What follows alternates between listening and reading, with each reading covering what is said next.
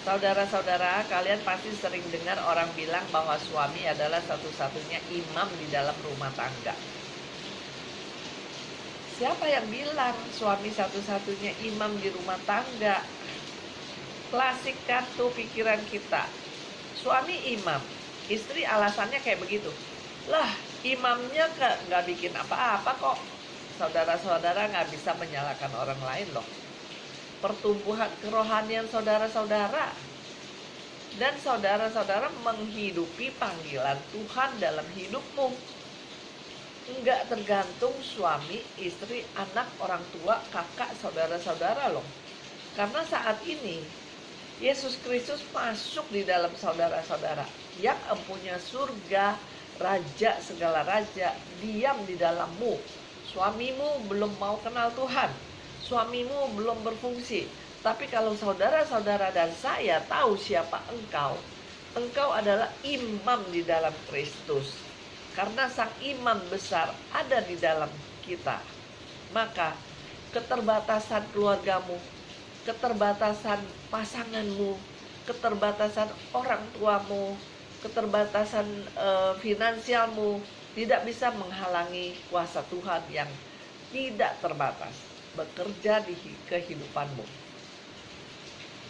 Istri imam. Di Alkitab cuma ada 2 orang yang bangun bahtera. Satu namanya Nuh.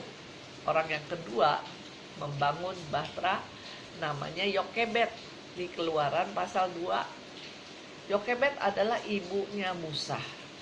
Bayangkan kalau Yokebed berkata, lah suami saya nggak bikin apa-apa kok.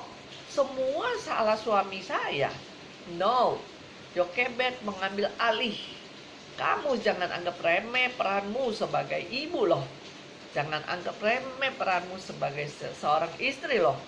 Yokebed, Alkitab bahasa Indonesia berkata, dia membangun sebuah keranjang.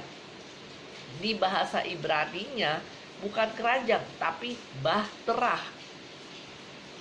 Bahtera yang dibangun oleh Nuh bisa membuat begitu banyak binatang. Tapi bahtera yang dibangun oleh Yokebed hanya untuk satu bayi. Tapi satu bayi yang diselamatkan oleh seorang yang mengerti posisinya sebagai imam di hadapan Tuhan. Adalah seorang bayi yang Tuhan bangkitkan menjadi penyelamat bagi sebuah bangsa. Saudara-saudara sadar gak? Orang Israel dibawa keluar dari Mesir, masuk ke tanah Kanaan. 3 pemimpin utama bangsa Israel itu satu keluarga. Harun, Miriam, Musa, keluarga. Nuh, Tuhan berkata, aku menghancurkan setiap tubuh, tapi Nuh lewat keturunanmu. Tuhan mengembalikan, merepopulasi bumi lewat sebuah keluarga.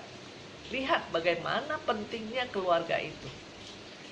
Jangan anggap remeh peranmu sebab keluarga adalah manifestasi dan gambaran kerajaan Allah di bumi. Oleh sebab itu, bagaimana gereja kuat itu menunjukkan keluarga-keluarga yang kuat. Sekarang banyak orang datang ke gereja, terlibat di gereja karena di rumah sebel sama anggota keluarganya sendiri. Gereja, aktivitas gereja dan pelayanan tidak boleh tidak bisa menjadi tempat pelarianmu dari rumahmu sendiri.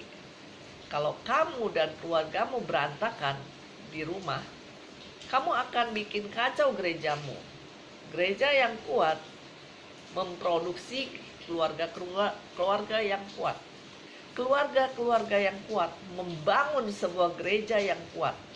Anda ingin berbicara tentang kemurahan hati, kedermawaan dibangun di mana? Di keluarga. Prinsip dibangun di mana? Di keluarga. Perilaku dibangun di mana? Di keluarga. Oleh sebab itu, yang disesatkan, yang diincar sama iblis di akhir zaman ini, yang sedang diporak-porandakan adalah keluarga. Ya, jadi kita harus sadar, jagalah keluarga masing-masing sebaik mungkin. bersama Tuhan. Amin. Tuhan Yesus memberkati.